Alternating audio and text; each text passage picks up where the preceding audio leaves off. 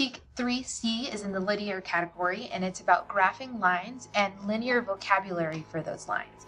It says the student is expected to graph linear functions on the coordinate plane and identify key features, including the x-intercept, y-intercept, zeros, and slope in mathematical and real-world problems. So we have to both graph it, identify vocabulary words from straight-up math problems, and from real-world scenarios. So this is a pretty hefty teak here.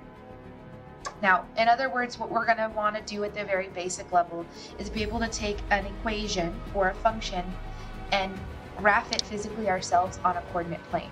Now, there's many ways to do this. From the version that I've given you, which is called slope-intercept form, we need to identify the slope and we need to identify the y-intercept. Let me write that in a couple you can see. This is my slope and this is my y-intercept. Yes, those letters matter. M stands for slope and B represents our y-intercept. So for me, what this tells me right here is I want to start or begin at the y-coordinate -3. Boom. Starting. I also want to move M with my slope of 2. Now this is always best represented as a fraction. So 2 is the same as the fraction 2 over 1. Now we want that because the slope is going to tell me the rise over the run, which is physical words that I can use to create more points that then create a line when I connect them together. So I want to rise up 2. So with my cursor, this is little big dots, up 1, up 2, and I'm going to go over, I'm going to run always to the right, 1. Once I've rose 2 and went over 1, always to the right, I have another coordinate point. Now I'm not great at drawing straight lines unless I have a ruler, so to help me out, I'm going to continue that pattern of rising 2 and running 1 until I have a bunch of dots that it makes it easier for me to play connect the dots. So from this point here, I'm going to keep going. I'm going to go up 1, 2 over 1, up 1, 2 over 1. Up 1, 2 over 1 until I think I can make a pretty good straight line in between these points. And I will do my best. It might not be very straight because I'm not using a ruler. Not my best, but you get the idea. This is now a graphed version of the same equation. I've taken the information from equation form and I've graphed it on a coordinate plane using its beginning, y-intercept, and its slope. Now the vocabulary part of this is being able to identify where on the graph this shows up. So I already have a graph created, and this is actually a computer version of 2x minus 3, much better than what mine looked like. But we're going to identify each of these pieces. So we're going to highlight the x-intercept in black. Now, x-intercept is where this purple line, the line I'm graphing, intersects the x-axis. The x-intercept is right here. Whoa. Sorry, just that back is right here. That is my x-intercept. It's where the purple line that I graphed crosses the x-axis, the x-intercept.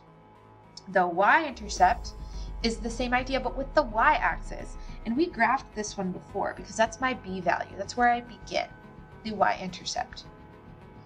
Zeros are a part of fancy words that we're going to get more into in quadratic section, but we have these words called rocks.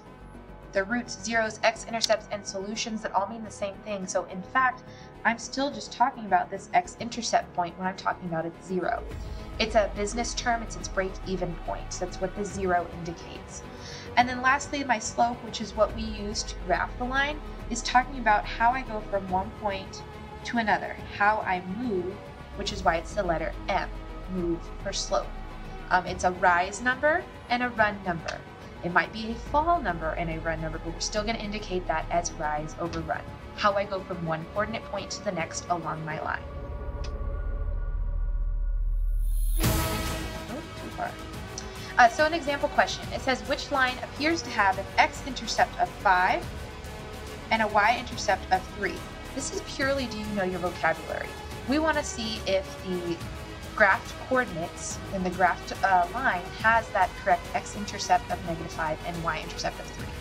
So if we look, x-intercepts are going to be found along the x-axis. Is this one correct? No. So we're going to eliminate it. How about h? Does it have an x-intercept of -5? No.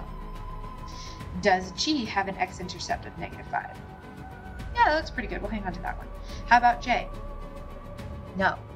We only have one viable answer, but because we're good students, we check. We check the y-intercept of 3. Yep, no. No. Looks pretty good. So we are thoroughly convinced that G is the correct visualization of those two vocabulary words.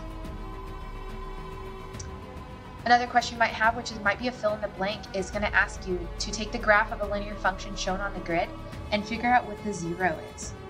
Now remember, 0 is one of my rocks words. It's the O, the 0 in rocks, which also contains the word x-intercept. I think that's the more useful word because it tells me exactly where to look on my graph. I'm going to look right here where the graph crosses my x-axis. That point that it crosses, the value where this graph crosses the x-axis, is -6. So we would bubble in -6, indicating that that is its 0. Now lastly, we might have a question from the real world. It says, the water level of a river was measured each day during a 2-week period. The graph models the linear relationship between the water level of the river in feet and the number of days the water level was measured. So here's the water level, and here's the days we're measuring it. Just generally speaking, is our water level going to be increasing or decreasing? Hopefully you said increasing, because look how this graph is going up. So we're getting more water in our river. Which statement best describes the y-intercept of the graph? Okay, so we're looking for the y-intercept, which is where the graph crosses the y-axis. That's right here. But we also have to interpret it, okay? We have to figure out what it means. Letter F says the water level increased by 0.25 feet per day. Is that talking about where it began? Is how it changed every day? No. It says the maximum water level is at 19.5 feet. Maximum is not where we begin. Maximum sounds like where we end. Okay? H. The initial water level was 16 feet. Oh, initial. That word means beginning. Our initial value or our beginning point is 16. That looks pretty good. We're going to put a little star next to that guy. We think that one's right. And J says the water level was measured for 14 days. Now, while that's true, does that have anything to do with my y-intercept? No, it's on my x-axis and the graph doesn't even cross 14, so it's not even my x-intercept. We are looking for answer choice H, interpreting what the water level meant right here because that's my y-intercept.